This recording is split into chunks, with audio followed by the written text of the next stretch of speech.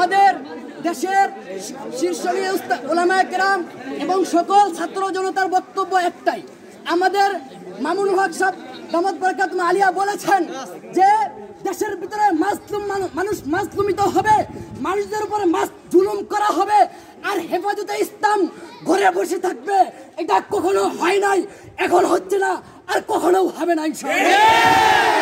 আমাদের জুনায়েদ বাবুনগরী মহিবুল্লাহ বাবুনগরী সাহেব দামাত বরকাতুহু আলিয়া বলেছেন যে এখনই সময় বাংলাদেশের সর্বস্তরের জনগণকে মাঠে নামতে হবে। এই খুনি সরকারকে, এই জালেম সরকারকে বাংলাদেশ থেকে বিতাড়িত করতে হবে।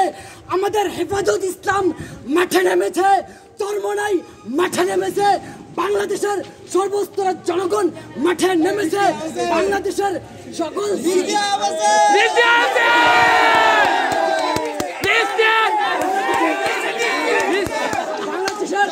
বাংলাদেশের স্কুল কলেজ ইউনিভার্সিটি ছাত্র মাঠে নেমেছে, যার বদলে আজ বাংলাদেশ থেকে জালেম সরকার বাধ্য হয়েছে। সুতরাং বলতে চাই, আগামী দিনে যারা সরকার হবেন, বাংলাদেশকে শাসন করার দুঃসাহস দেখাবেন, মনে রাখবেন এই ইতিহাস ভুলে যাবেন না। যদি আপনারা ইতিহাস ভুলে যান, মনে রাখবেন বাংলার জনতা, হেফাজত ইসলাম, চরমোনাই শিক্ষার্থীরা আজকে যেভাবে জালেম সরকার শেখ হাসিনাকে ছাড় দেয় নাই, আগামীতেও আপনাদেরকে ছাড় দেবে না।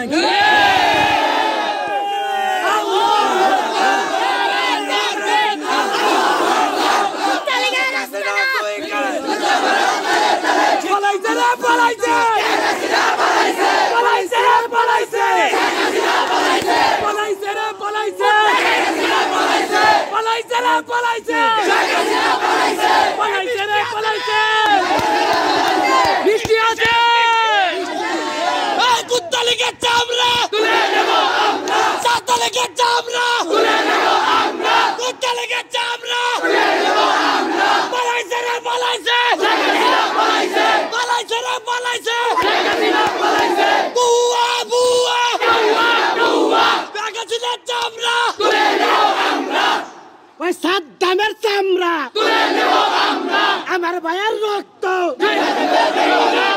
একটা একটা ছাত্রলীগ দর ছাত্রলীগের চামড়া সাদ্দামের চামড়া পালাইছে রে পালাইছে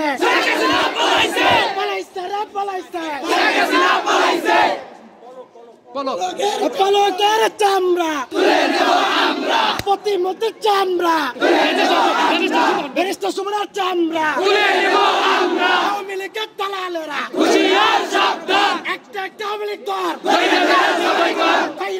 জবাই কর দালালদেরকে খেলা হবে, কাউয়াকাদের খেলা হবে।